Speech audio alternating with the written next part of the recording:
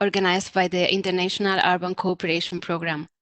My name is Talia Rangil, and I am part of the IUC program, and it's my great pleasure today to be moderating this session.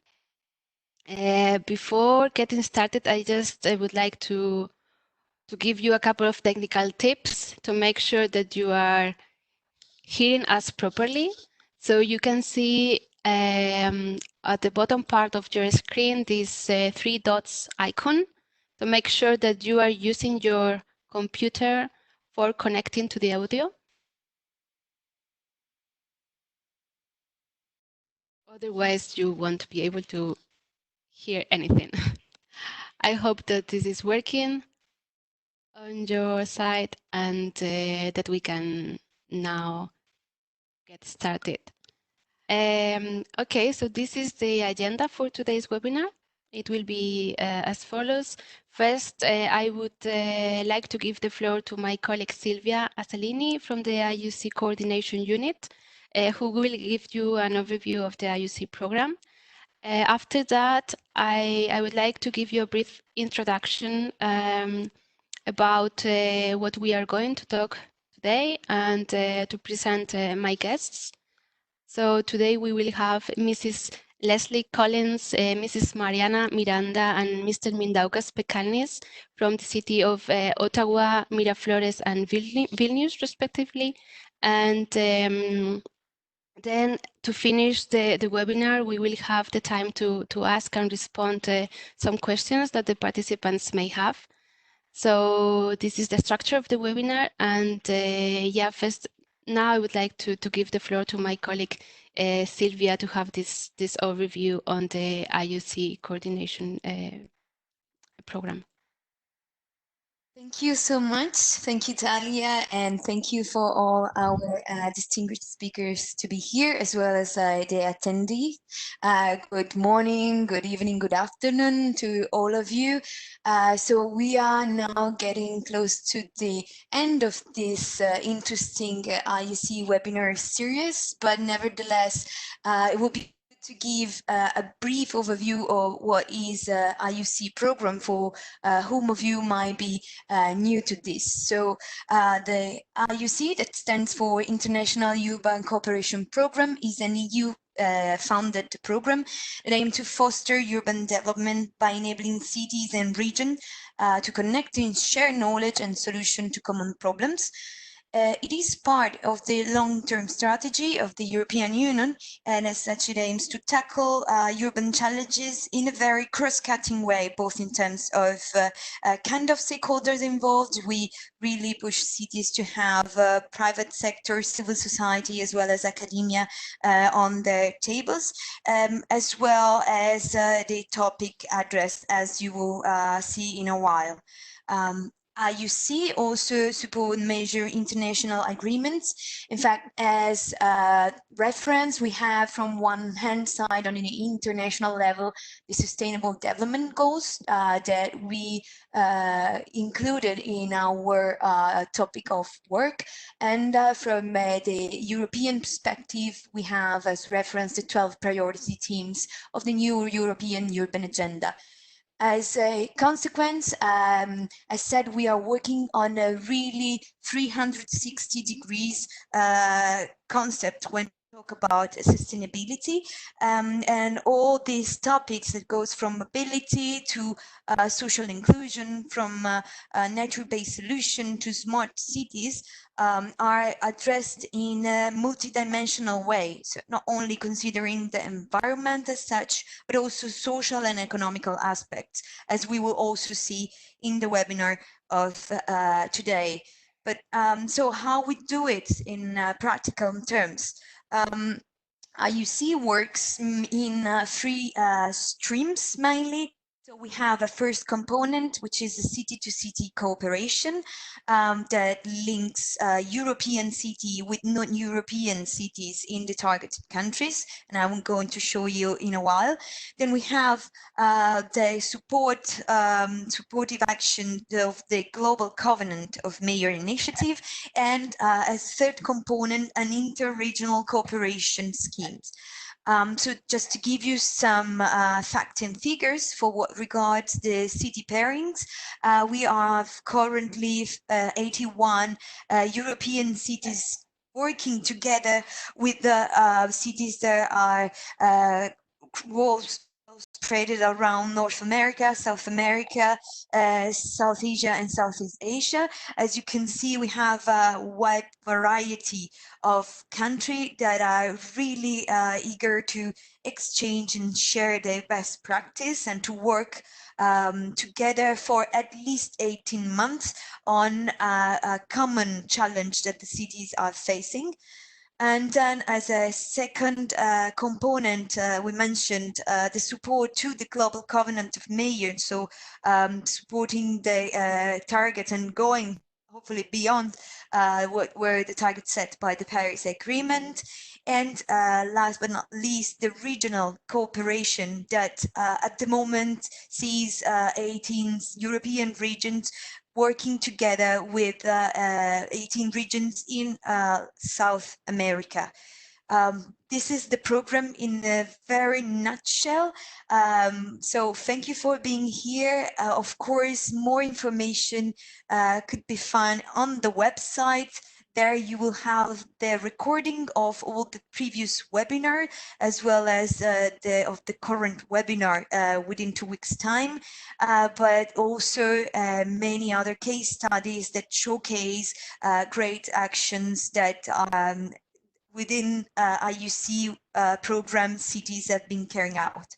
So I will not steal much of your time. I'm really looking forward to exchange with all of you and looking forward to hear more about the topic of today. So give back the floor to you, Tad. Thank you very much, Silvia, for this introduction. Okay, so I think that we can start now. Let me just explain very briefly why we are talking about this topic today.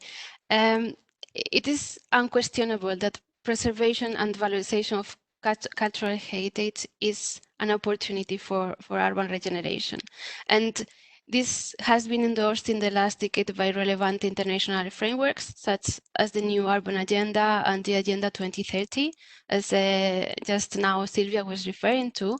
And this Agenda 2030 includes a target dedicated to culture under the Sustainable Development Goal on sustainable cities. So it is clear that culture and cultural heritage are firmly recognized as key resources for sustainable development.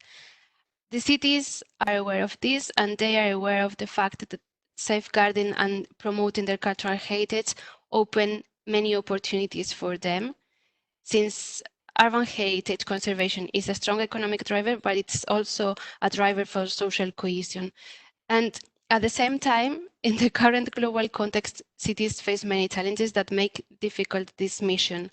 So there are issues like unplanned infrastructure or uncontrolled tourism developments or lack of resources or government's arrangements to maintain and preserve their heritage the heritage that impact both the physical integrity of cultural heritage buildings and the authenticity of the urban layout. So in this context, so this challenging context, we are very happy to bring in today the very diverse experiences of the cities of Ottawa in Canada, Miraflores in Peru, and Vilnius in Lithuania, who will share with us some ideas on how to address those challenges. They will propose different institutional settings, as well as regulatory and incentives-based approaches that can help effective preservation and regeneration of heritage areas. I am very excited about this and looking forward to hearing the presentations. So with no more delay, I would like to introduce our first speaker, Mrs. Leslie Collins from the city of Ottawa in Canada. Leslie is a professional urban planner specializing in heritage conservation and has worked as a heritage planner for the city of Ottawa since 2009. She's going to take us through some of the strategies the city of Ottawa is implementing in order to increase density and encourage the development of the urban core while respecting and protecting cultural heritage. She will also share with us some initiatives the city is taking forward to promote the adaptive reuse of private cultural heritage vacant buildings. Sylvia, may I ask you to upload the presentation, please?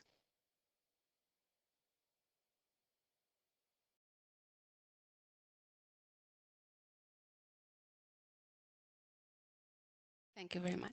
Hi, my name is Leslie Collins, and I'm a heritage planner with the City of Ottawa in Ontario, Canada.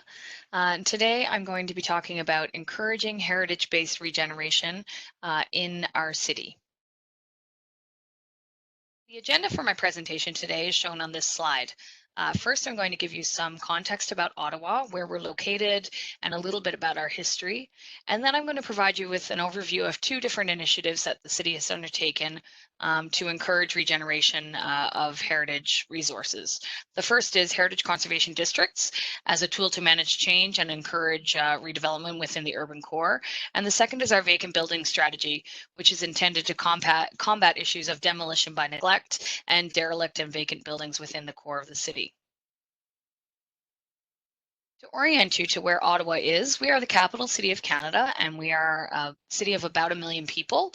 We're located in the eastern part of the country at the border of Ontario and Quebec. As I mentioned, Ottawa is located in the province of Ontario, and we are located right at the Quebec border. As a result, there's a large bilingual population in our city.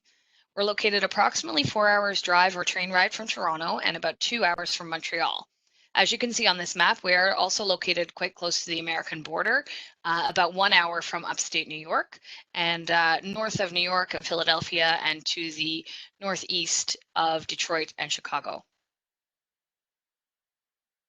Ottawa's geography is defined by its two rivers, the Ottawa River, which runs east-west and forms the provincial boundary between Ontario and Quebec, Ontario being here on the south side, and here is the downtown core of Ottawa, and Quebec being on the north side of the river. We also have the Rideau River, which runs north-south roughly through the core of the city. We are also home to the UNESCO World Heritage Site, the Rideau Canal, which is a very important historical feature in the downtown core. As I mentioned, Ottawa is home to the UNESCO World Heritage Site, the Rideau Canal. The canal remains the best preserved example of a slackwater canal in North America, demonstrating the use of this technology on a large scale. It is the only canal dating from the Great North American Canal Building era of the early 19th century that remains operational along its original line, with most of its original structures intact. The canal runs north-south through the heart of Ottawa's core. The picture on the left you can see is from the 19th century and shows kind of the industrial nature of the canal. And the picture on the right is a more recent photo showing the intersection of the Rideau Canal with the Ottawa River at the Ottawa Locks.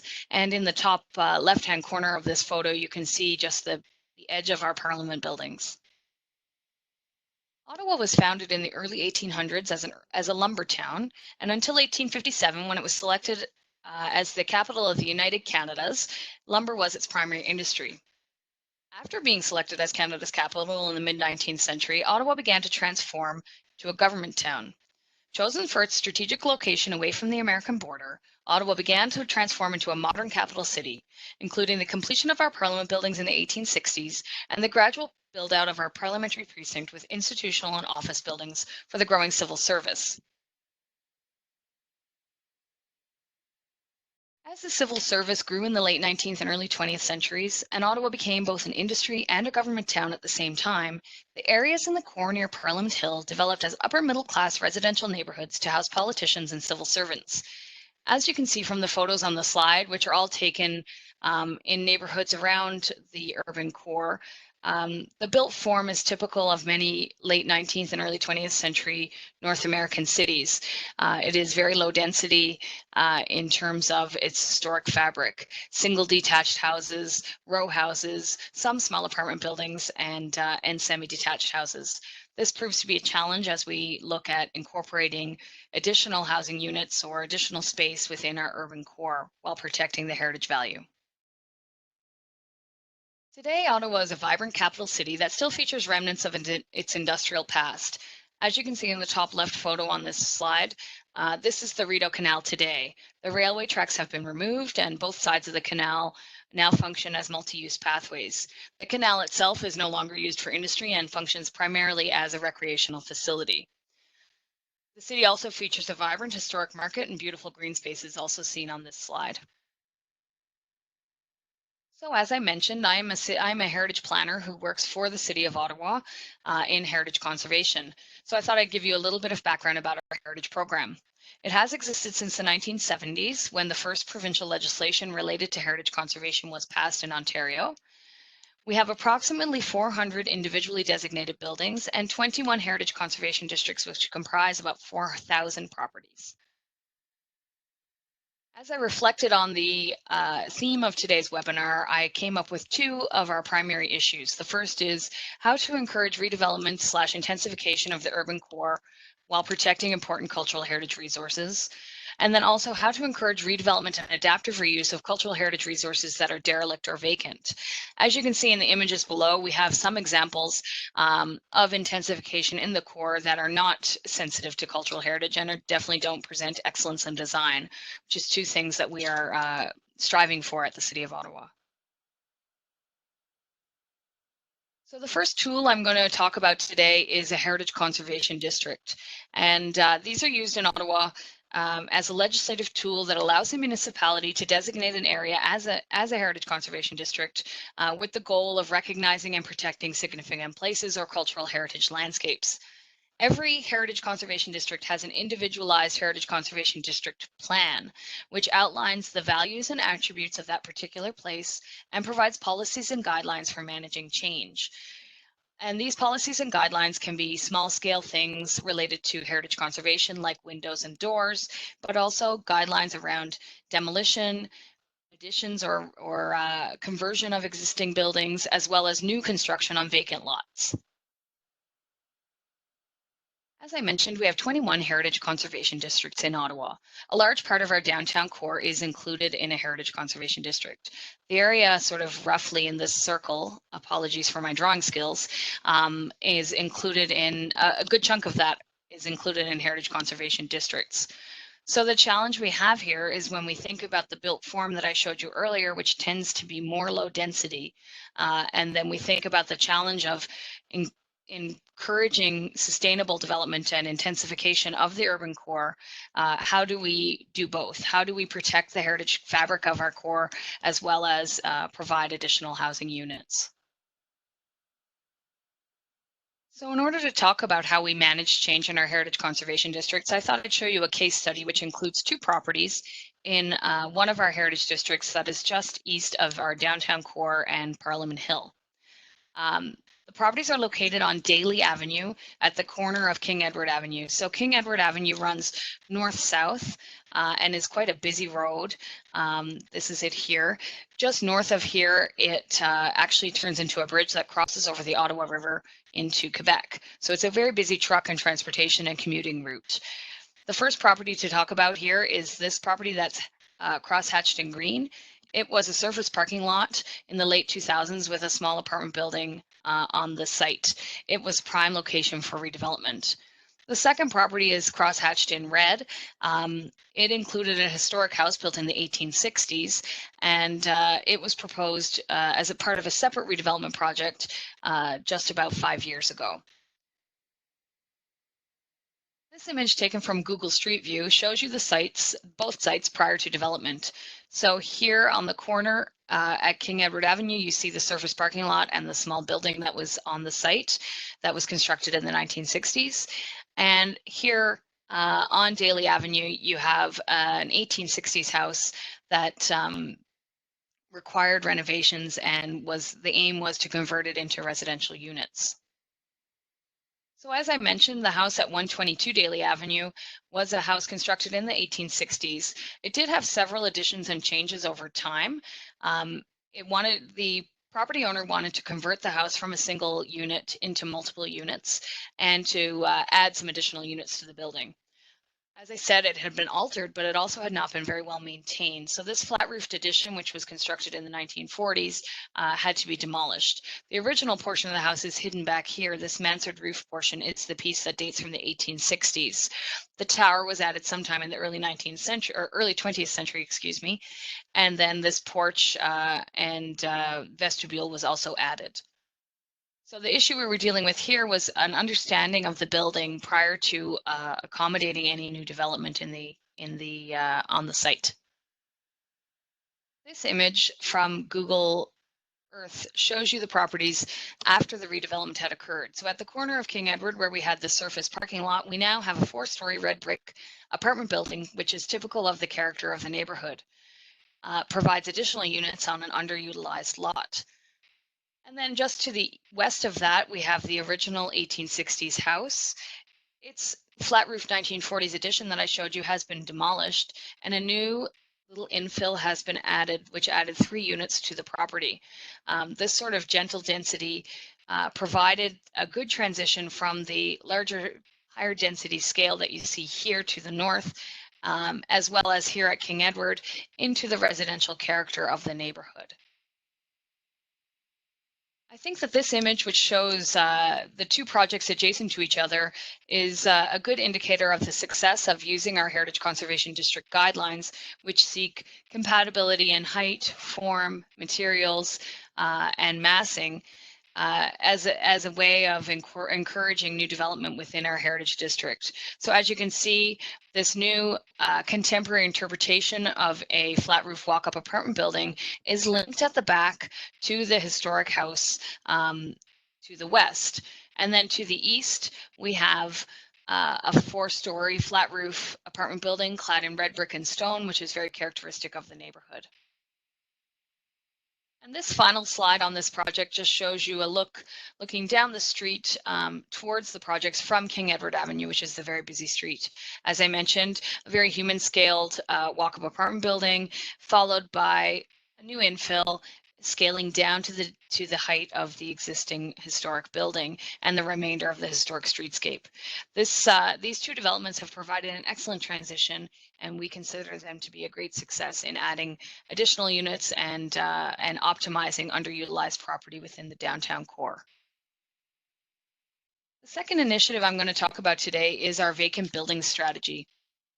So the vacant building strategy was initiated in 2012 as a response to problems with vacant buildings all over the city. A subset of that strategy is to address specifically vacant heritage resources, which are allowed to become derelict, underused, and then eventually property owners tend to argue that the building is in such poor condition that now it must be demolished. On the right-hand side of this slide, you can see the photo on the top right shows a beautiful stone farmhouse today, and the photo on the bottom right shows you that same building just 4 years ago.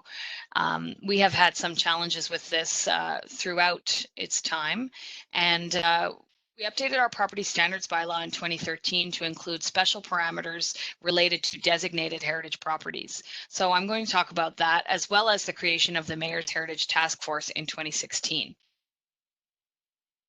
So as I mentioned, the Mayor's Heritage Task Force was created in 2016 with the goals of preventing future instances of demolition by neglect, to develop an internal integrated approach to these issues. So working with heritage staff, bylaw and enforcement staff, as well as our building code colleagues, to ensure that we are taking an integrated approach for the city.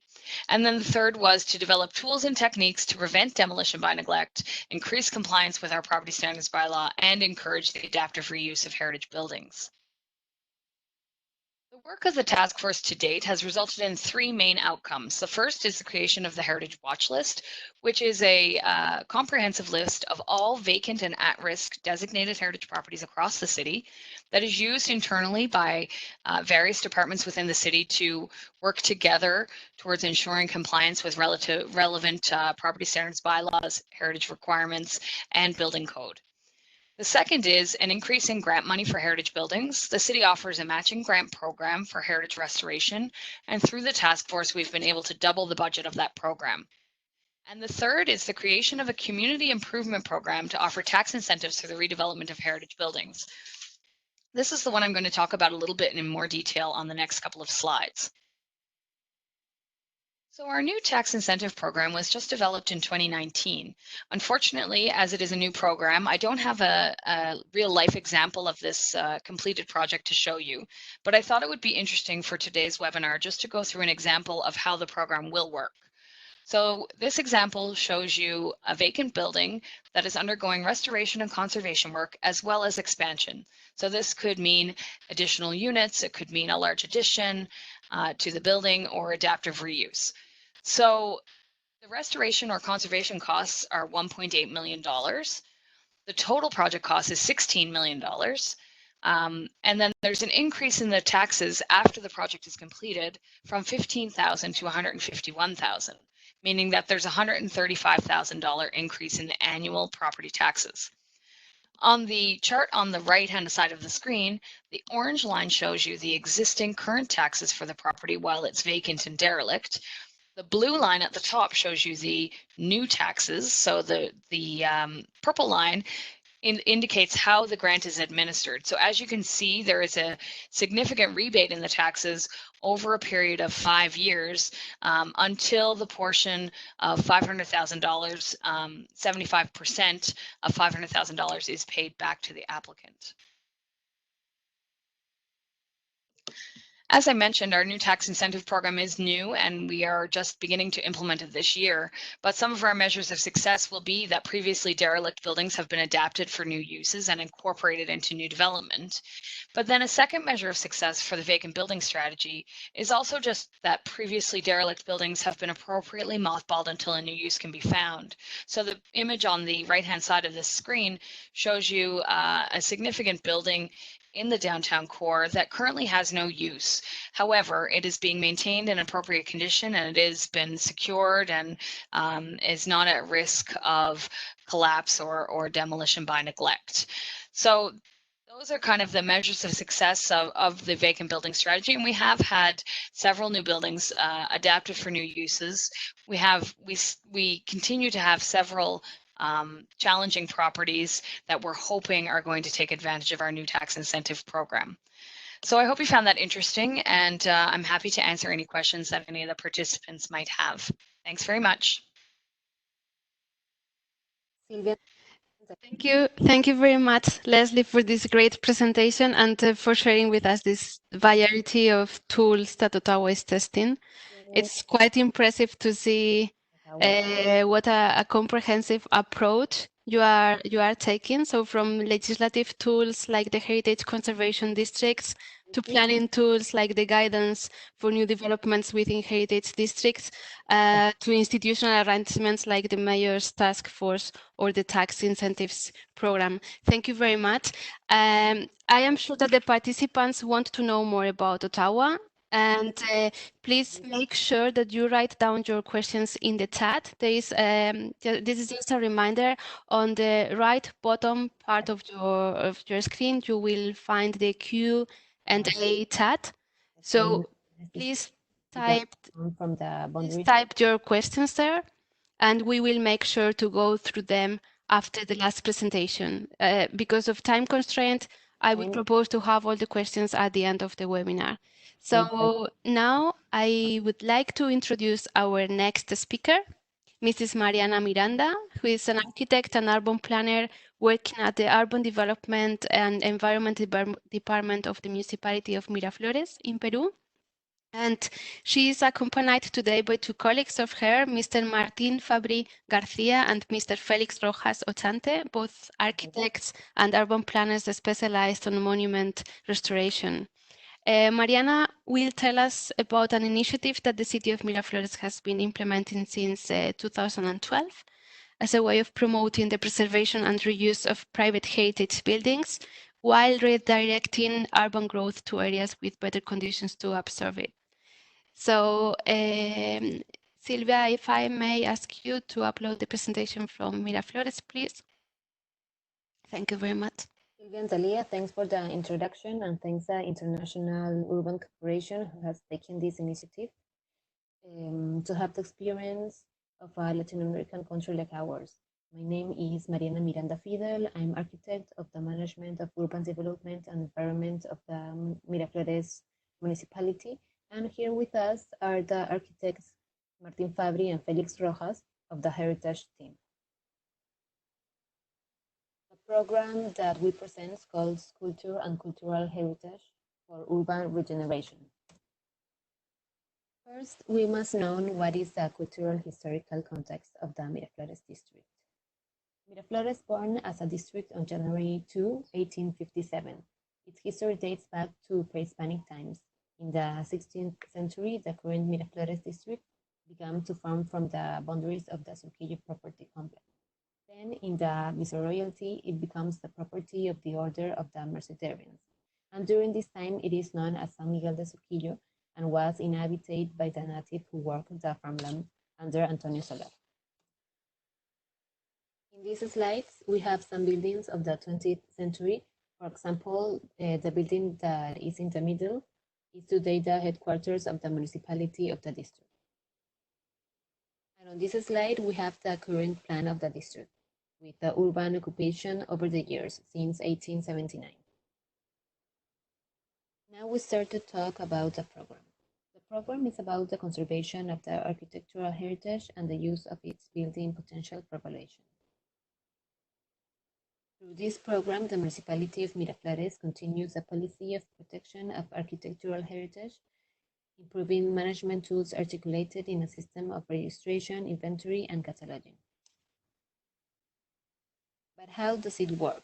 This program starts with the identification of buildings with heritage value, and then the municipality creates incentives for owners of these buildings to give value to their properties, and can use the untapped potential construction in another part of the district through building rights certificates that can use to build in areas of high urban value or sell in the private market.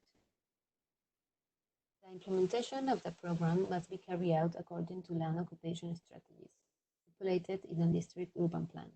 First, we have to define the objective and type of reserve to be preserved, evaluating the externalities in the receiving area. Then we need to determine that no environmental damage will occur in the reception area. This way, we generate a dynamic market of building rights, adapting local land legislation for this.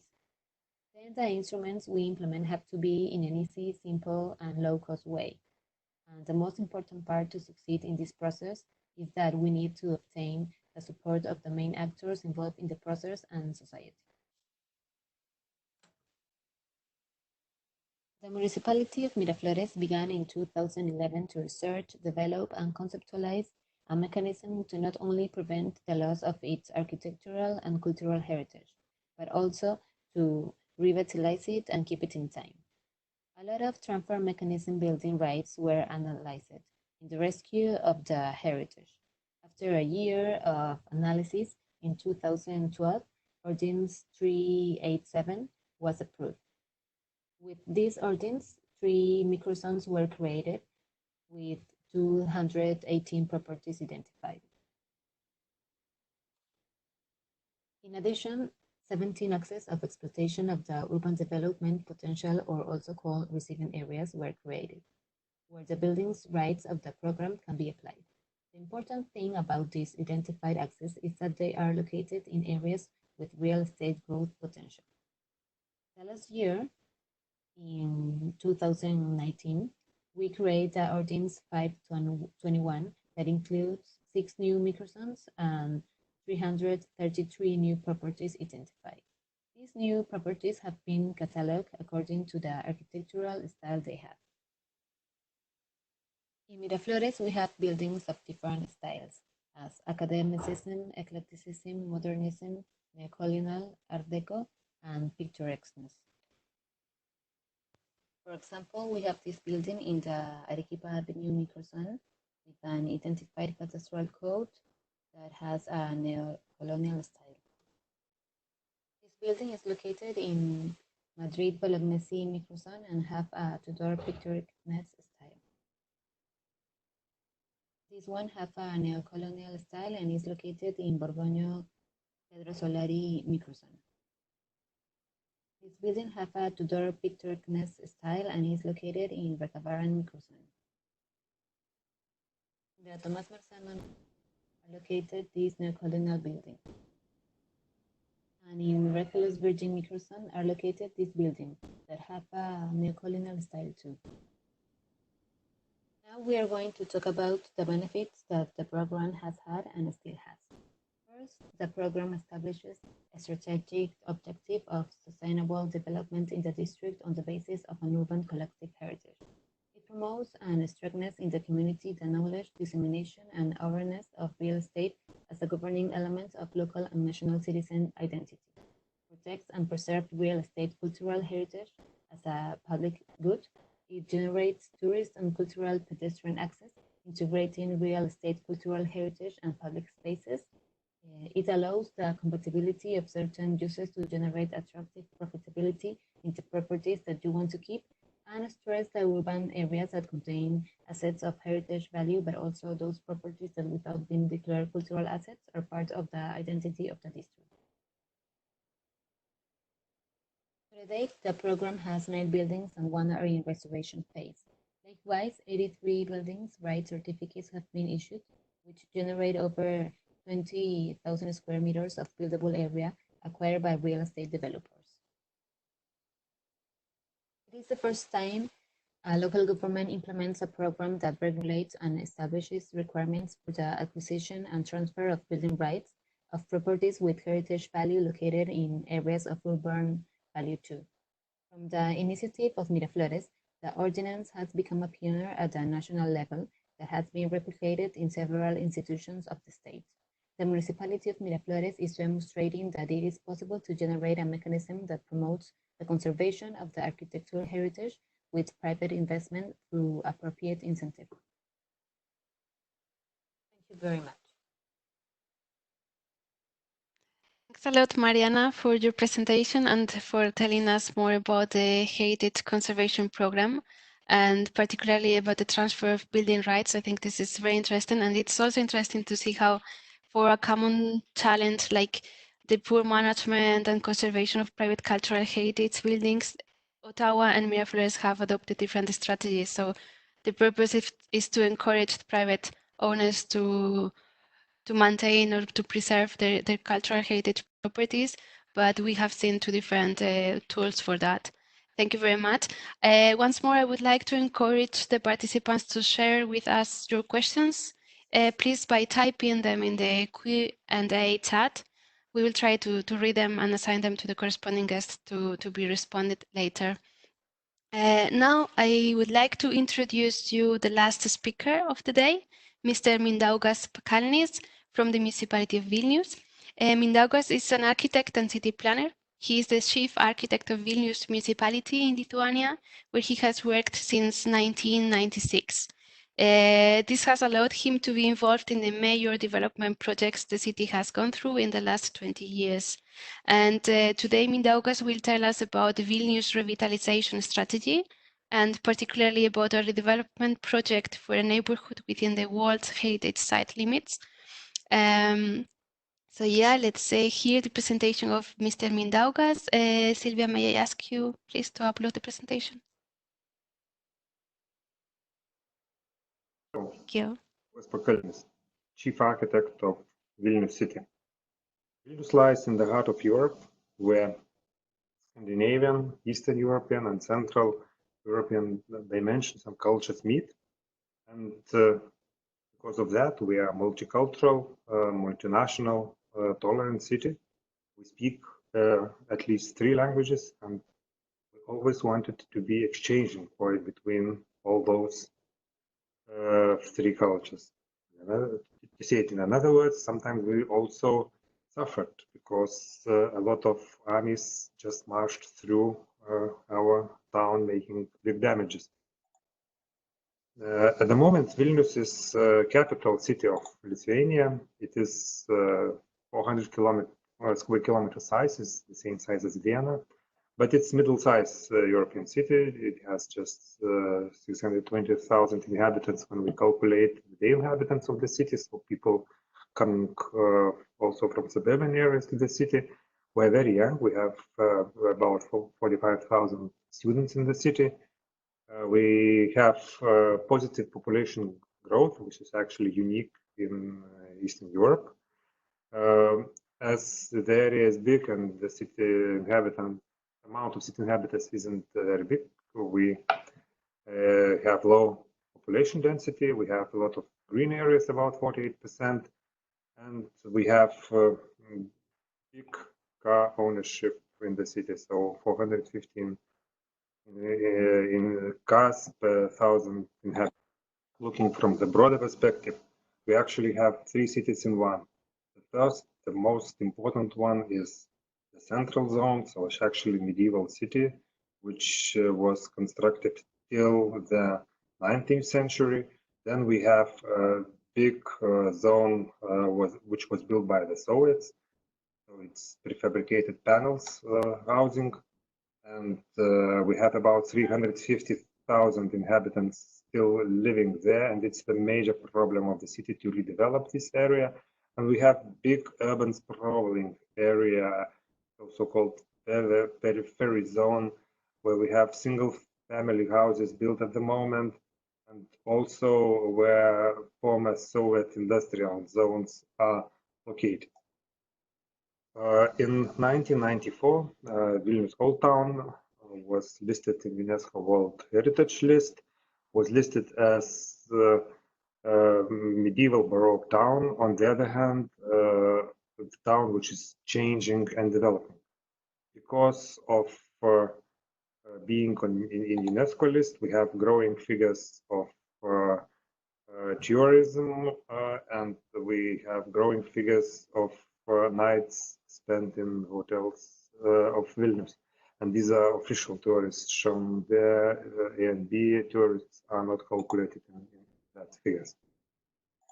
When Vilnius became part of UNESCO World Heritage List in 1994, our old town was like a normal dwelling district with a lot of social problems and not so many services and infrastructure for the tourism. So we prepared Old Town revitalization strategy, which was speaking about finding a balance between conservation and regeneration, between the residential and commercial functions. We wanted to engage awareness, inspire local communities to be interested in renovation of heritage, and also to promote Vilnius internationally as a city interested for the tourism.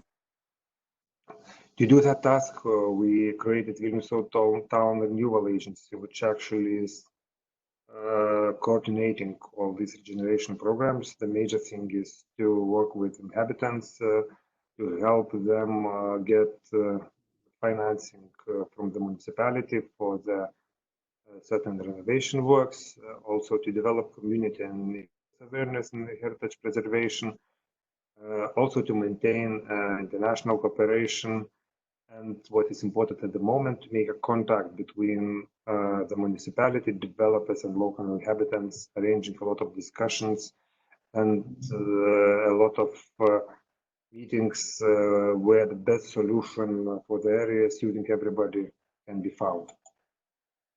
Now the major changes on the map. So this is the area which is in UNESCO World Heritage, is actually the biggest old town in Eastern Europe. This is the former city defense walls, enclosing the most interesting part of the city. The problem was that we had just actually one street and few major objects, so public areas in the city which were in tourist interest. And you had just one possibility to go one way up and backwards, and then you don't see bigger parts of the city, and you cannot explore the whole interesting things of our old town. Greenery was also very important. So Bernardinai Garden and Lukiškių Squares, the biggest green areas in the center of the city, were also renovated and revitalized by the municipality. Big efforts were paid to make a loop of pedestrian walkable streets, to make businesses, shops and bars come into the missing parts of the loop, and this way the bigger area of the old town was made much more attractive to the local people and to the visitors of the town. So, at the moment we're working to create green belt of the old town to make it more attractive for the inhabitants of the city and also for the visitors, and these are historical gardens or historical green areas which are regenerated. At the moment, we want to extend existing system of pedestrian streets and to join them with other districts of the city. And this is Paupys area, the first actually brownfield redevelopment project in Vilnius, which then accelerated renovation of bigger brownfields all around the city. Paupys area in 2007 looked very nicely in the city panoramas and the landscape, but the buildings were damaged, polluted by the former industry and were not in use. In 2004, the city was sprawling. Actually, no development was happening in the city center, and a lot of development was happening around the city in greenfields, which was very unsustainable. So city decided to make a promotion for the owners of the brownfields to encourage them to redevelop the brownfields and to bring them back into the city life. So we make requirements for the quality of developments. We made a call for the developer, and luckily the developer from Paupys area reacted. In 2004, we have already prepared the development concept for that area, and he said that I would like to develop my field, my development up to that concept. So at the end of 2008, we signed preliminary agreement with him, but on the 2009 real estate crisis came, which was bad for investor.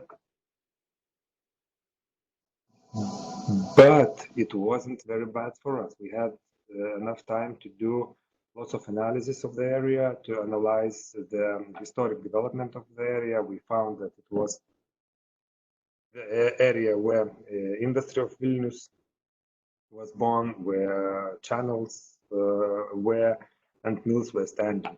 We found out that the area is very important for the visual links between the hills surrounding Vilnius old town and the old town itself. And then it was clear that the buildings there shouldn't exceed certain heights, not to close these views. We analyze social infrastructure, we analyze the value of present urban structure, analyzing the key natural elements of the cityscape. We found out that Paupys area lies on the major link, following which the green forests surrounding the city come straight into our heart of the old town, and we should preserve it. Analyzing the values of the area, we found the most valuable urban and architectural elements in the area. So the streets which are located in the place of former channel, the former blocks remaining from the 19th century, and single buildings which have special value, which we should keep as well.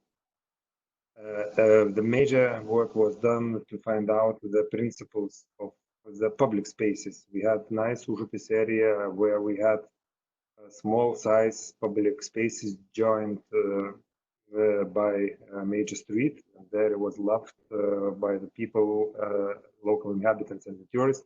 And we found out that we have a possibility to create similar system here, to create small spaces linked with each other, and the link is also followed by this green link on river flow.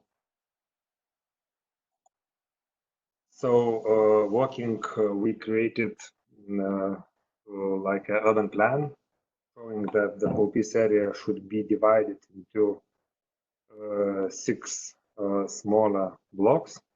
We made the architectural competition, and for a team of architects working on each block was selected. So, general overview of the area after the architectural competition. Each block has his own character, and the urban structure still preserves a historic style of structure. In 2012, we made a detailed plan for that. Actually, building regulations were approved by the city council. We made agreement between municipality and investor. We started demolition and cleaning of the area. For that, we need also could use European funds. And 2007, the construction of infrastructure and public areas was started. 2018, investors start already to develop their projects in these smaller blocks. So at the moment, Popis area is a huge building site. And municipality invested about 18 million euros into the pedestrian and bicycle path on the river and the street and the park, former missionary garden. And this investment attract about 150 million investment in Popis area itself. So the area where the this investor competition happened. This investment of municipality and the first investor attract another 150 million euros investment of other smaller investors coming in the area around, which was already great success. And we expect another 200 million euros investment in the neighborhood areas, which will keep the same principles of Popis project. The major outcome of Popis project was changing the developing principles in Vilnius city. So instead of happening outskirts of the city, investment started to happen in the center of Vilnius. And this is visible in investment heat map of the town. So of course, we have challenges. Firstly, gentrification and high price of development. But what we noticed that our creative businesses and our middle class people still can afford it. So it isn't that big problem, although the prices are among the highest prices in the city. The other thing is unexpected and fast success of the project. And actually we weren't prepared for that. At the moment, we are thinking how to reorganize our social infrastructure, kindergartens and schools, and how to offer the better public transport for the people, stopping them to have a need of a single personal car. So, welcome to Vilnius. Thank you very much, Mindaugas, for this great presentation. It's very interesting to see all the slides, but I was impressed by the heat map of the real estate investments and how the municipality is managing to diminish the urban sprawl that you were mentioning at the beginning of the presentation as a challenge by promoting the redevelopment of the city center. Well, I'm happy that we managed very well the time, so we still have around 35 minutes for questions and answers. I see that we have some questions already, so I hope that the 3 panelists are ready to respond. I have a couple of questions for Leslie from Ottawa. Sylvia is asking if incentives also include building efficiency, renovation, or only restoration. And on the other hand, how public opinion reacted, because taxes are always a sensitive aspect and people may not see the benefit of the cultural heritage maintenance. So this graphic that you were showing, Leslie, and of course, if the value of the property increases, the taxes to pay will do so accordingly. So, but then how people react and how do you manage, or what is the strategy of the city to make people understand that it is worth to invest on this, even though taxes will increase? Thank you, Talia. On the first question, the tax incentive program and the heritage grant program are both only related to sort of heritage conservation restoration type work. The city does have other programs that relate to sort of sustainability goals, green building initiatives, that kind of thing. But the goal of our programs is to ensure that the heritage attributes of the properties are retained and conserved. In terms of the tax incentive program, it's kind of interesting actually, because it was just approved in the fall, and we're in a phase right now at the city where we have quite a supportive political atmosphere for heritage conservation, which is great, which is why I think some of these initiatives have been approved. And I think the other part of why we didn't receive any sort of real pushback on these from a public opinion perspective is that the target properties for specifically the tax incentive program are eyesores and people are sick of looking at them. So I think there is some hope that this incentive program will ensure that something happens. I think if we don't see any progress from this program, then I think we're going to be faced with a situation of, particularly these handful of buildings in particular that are a real challenge. We're going to be faced with a situation of, I think, public opinion turning on heritage and saying just demolish them because they are just, you know, terrible buildings in the city and in our downtown core, and they're an embarrassment. So fingers crossed that this provides a bit of a carrot for those property owners who are who until now have been unwilling to do anything with the properties. Thank you, Leslie. You were mentioning now this, you were referring to this political will and this, so the commitment of the municipality. I was thinking about this as well when you were mentioning the task force, so the mayor's task force, and that one of the outcomes was that you managed to double the budget that the grant money for heritage buildings program you had. I was wondering how did this happen, if it was just a question of, okay, allocating more budget to this program because as a decision from the city council, or was it because since it is, I understood, an internal group of the municipality that focus on the law enforcement and maybe inspections or audits, is this because you applied more fines, or how did this double budget happen? I think it's a product of perhaps all of those things. The budget for the program was was quite small given the number of designated properties that we have. We only had $150,000 per year, which is pretty tiny considering that we had approximately 4,000 designated heritage buildings. And that amount had been static for a long time, like probably since the early 90s. So that was part of the rationale, was that we have way more designated buildings.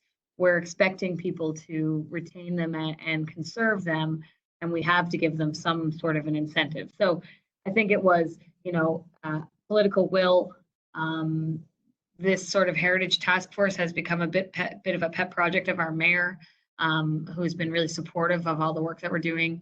And then it was, I will say, it wasn't the result of law enforcement and fines. That's the one thing that it didn't come from. Okay, thanks a lot. I mean, well, maybe we can continue with the with the taxes issue. I was thinking now about the presentation from Miraflores and Mariana, and so you were mentioning that I'm curious about how the building rights certificate exactly works. So if, for instance, a property owner wants to refurbish the building, how does this building rights certificate translate into something concrete? Does he or she receive a plot of land or a part of a plot of land in a new area demarcated by the municipality, or is it does this person receive a participation in a housing development area? I don't know if you could develop this a bit more so that we can understand what people receive after refurbishment, these properties that we were seeing in the city center of Miraflores. Mariana, are you there? Yes, Silvia. Yeah, this is Talia. Go ahead. Yeah, hi. Yeah. Thank you. Well, I'm going to explain a little bit of the process. The owner receives a document of commercial value, the certificate, that is equivalent to a number of square meters calculated according to the zoning of the property, and that the owner does not build for the benefit of the conservation of the property. These square meters become a commercial value that can be sold to real estate companies that develop projects in the district and that are interested in receiving this stipulated benefit from the municipality, and that allow them to additionally build more square meters in any real estate development from district. In this case, the real estate company delivers a sum of money in exchange for the additional square meters to the owner of the heritage property. And with this money, the restoration of the property is assured. Both participants, owner of local value property and real estate company, mutually commit each other to finalize their respective works to obtain the final certificate of the municipality. This is how is the process of the of this incentive. Thanks, Mariana. I am seeing we have a question from one of our participants. So we have Shishir Srivastava from a city in India. I'm sorry because sorry for my pronunciation. And he says, okay, our city is rich in heritage. In cultural heritage, I understand we have more than 400 heritage buildings, and presently we are renovating some of those buildings. Shishir wants to know, so how to make law for private ownership heritage buildings. I don't know if I understand it well, but yeah, any of the panelists want to take this one? I understand that it refers to regulation for I am confused now because if I understand that the municipality is the owner of 400 heritage buildings and they are in the process of renovating these buildings.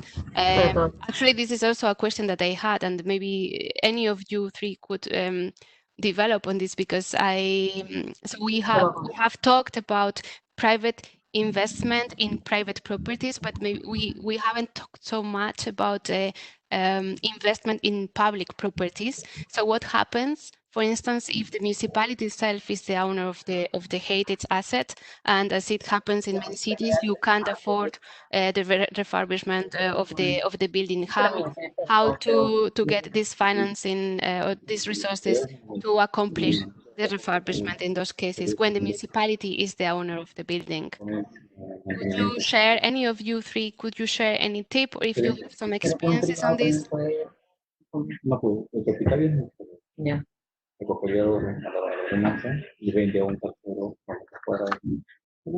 Talia, it's Leslie. I can jump in there a little bit on this one. We have a couple of things in Ottawa that we are doing to sort of ensure that we are being a leader in heritage conservation. And the first is that we invest in our own buildings. So whenever the city needs a new facility for something, we look to our existing buildings and our existing building stock before purchasing a new building or constructing a new building.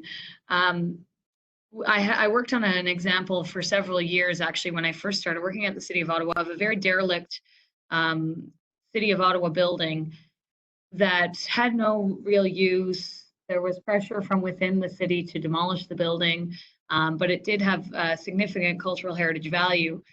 So internally, we kind of sort of pushed back and basically worked with our colleagues to try and mothball it until we found a solution.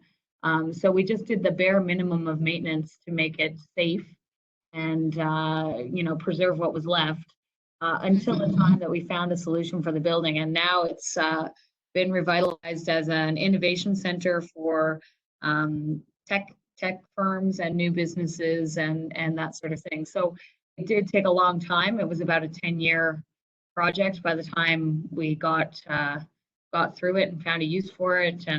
But now it's being sort of lauded as a great example of conservation. It would have been nicer if it happened 10 years ago, but in the meantime, it sort of seems a little bit silly, but it's kind of a wait and see approach.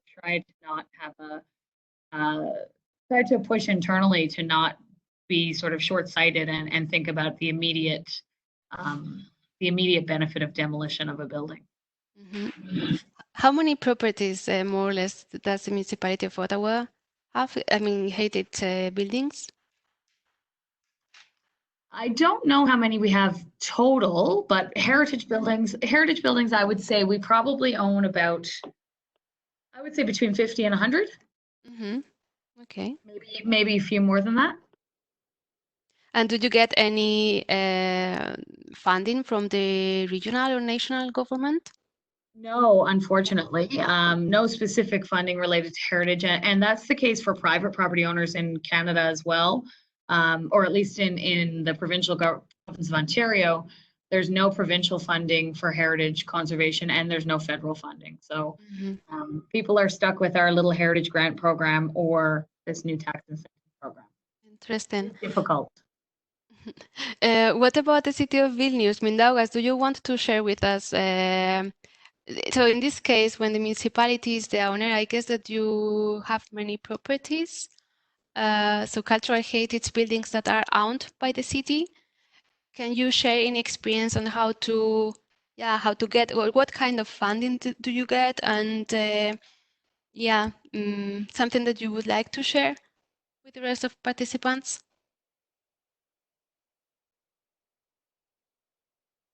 I hope that Mindaugas can... Can you hear me?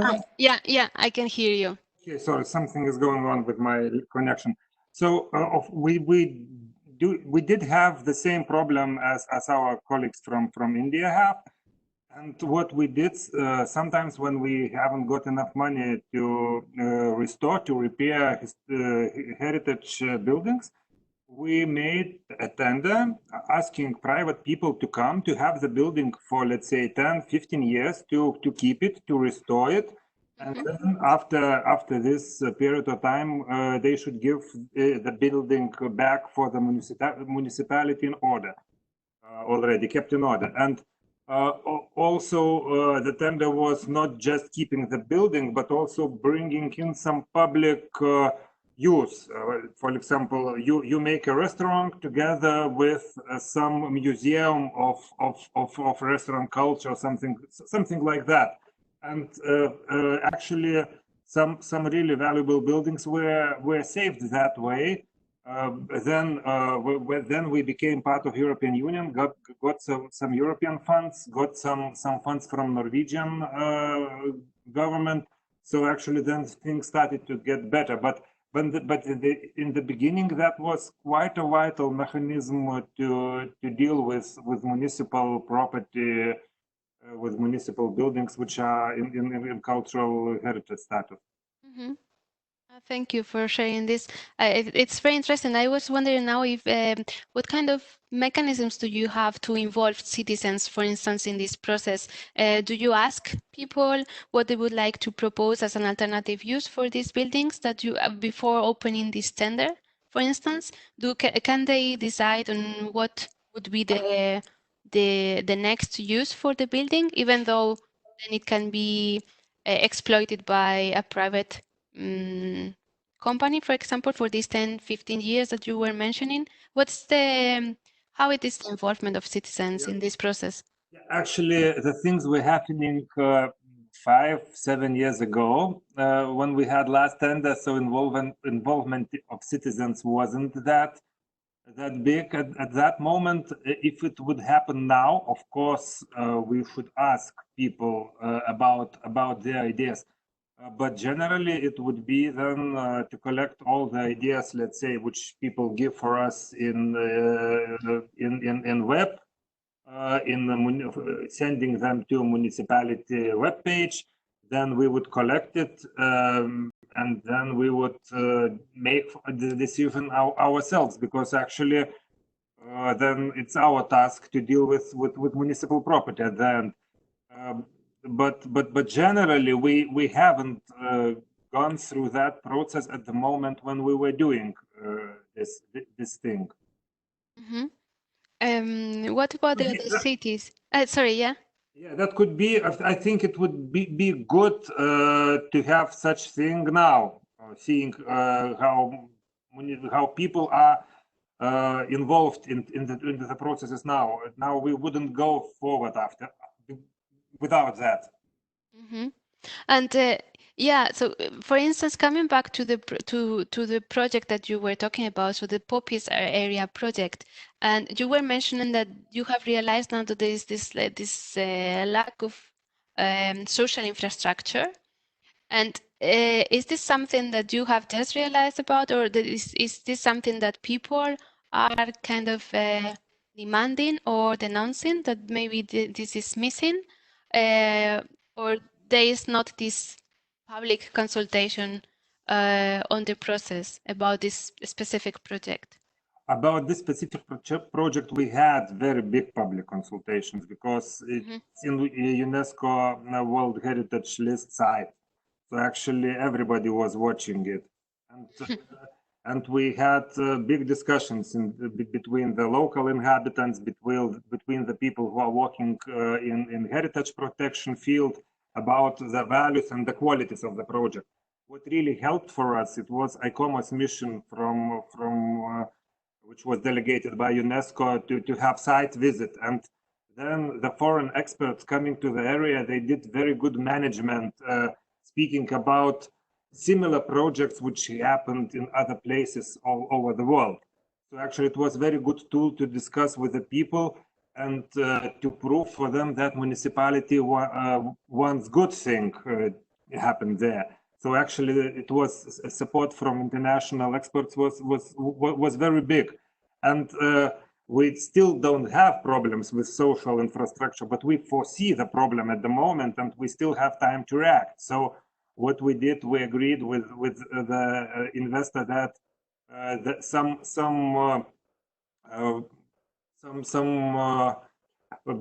part of the building will be rented for kindergarten, so people can keep their smaller children in place in the location. It will be private kindergarten, but it's supported by municipality when you go when your kid goes to the kindergarten, so it isn't that expensive, and actually people like better services of that kindergartens. And schools are not really a problem, because we have 3 schools which are close to the project, and bigger children, they can already walk to their gymnasiums and primary schools by foot. So it's actually not a big problem. But the really challenging is the fast success of the project, that it developed so fast. We didn't expect that. We thought it will be a project for 30 years, and it happened very fast, and it's developing very fast. That's also a challenge. Thank you for sharing this. And yeah, just maybe another question. I have so many questions, but you were referring also to this gentrification issue. And I think that this is like the $1 million question, because many municipalities are facing the same challenge as well.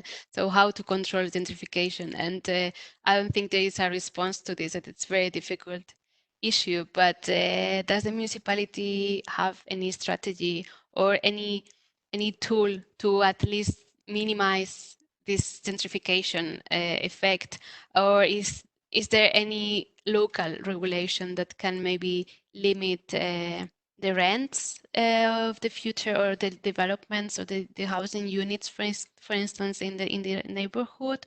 Or I don't know if as part of the planning there was like a kind of, in some cities they have this tool, or they have to promote at least a certain percentage of social housing or affordable housing. So was this something that the municipality of Vilnius was or is thinking about to have?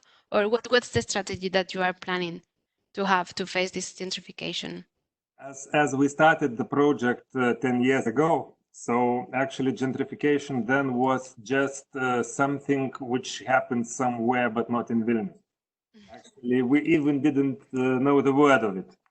So actually, we understood that we should do something to keep public interest in the area. So we agreed with the first investor that certain premises will be given to the municipality, and municipality can give those premises for some artists or some other creative people which need new spaces and which need to be in the old town. So we have like a support program for such craftsmen, and we will do that.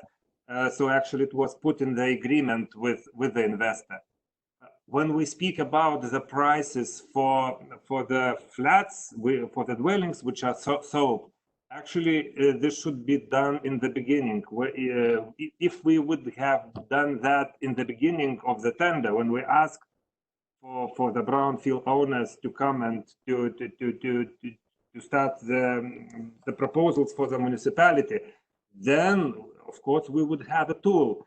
But then I am pretty sure that our investment in the area must be higher, because now I think we managed really well to have less than 20 million euros invested and 500 million private investments. Actually, it's very good. We spend very low money from municipality, and that is, I think, advantage of the project. And also, we are ruled by liberals, our cities. So, so they don't like spending public money on support. They want public money of the development. Actually, it's not really a thing in the city now to speak about some municipal supports for the dwelling price, because when we see how much we pay for the square meter, it's not very high as we compare with European prices, and even this area is still affordable for middle class. So we think it's okay like that. Okay. I hope it continues like this, and that's, yeah, that it doesn't get worse. Thank you very much for this explanation. I have another question for Mariana from Miraflores. I was thinking, so you were showing these beautiful houses refurbished and renovated, and I was thinking, okay, for sure. Also thinking about the presentation from Ottawa, the value has increased of these houses, and therefore also the taxes should have increased. I understand. So the real estate taxes. Have you monitored these figures since the program started in 2012? So how much has the tax collection increased in the municipality because of this program? And I would also like to know if you are aware of it, how have you used this money, if it's to continue another kind of heritage protection program or to invest in these new areas of development that you were referring to. So this is my question to Miraflores.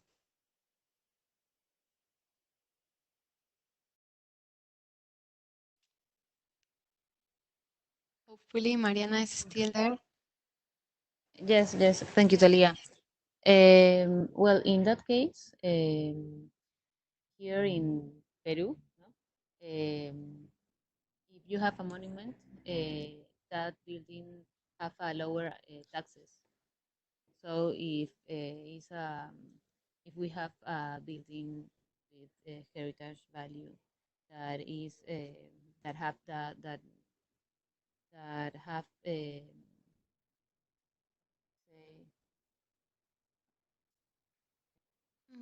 a minute, please. You can tell me in Spanish, maybe I can translate, don't worry.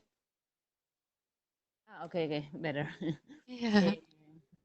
Sí, te decía Talía que si es que hay algún monumento que sea acogido a esta ordenanza, no necesariamente la edificación pública vaya, o sea, sí tiene un mayor valor cultural, pero no por eso la municipalidad va a cobrar mayores impuestos. Okay, wait.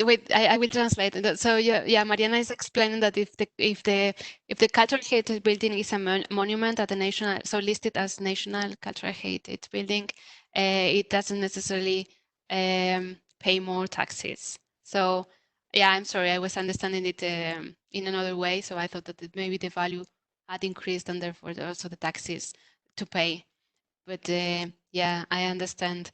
So yeah, then this somehow I think that the response to my next question, because I was wondering how the municipality could control as well. So if the private owner improves the house or the building, I was thinking that maybe the rents would be as well higher, and thinking about again gentrification, how the municipality could control this. So okay, we are helping you or promoting the refurbishment of these beautiful houses, but at the same time these private owners earning so much money because they can, I don't know, increase the rent of these buildings a lot as well. So I was wondering what kind of measures again the municipality would propose to try to control this a bit.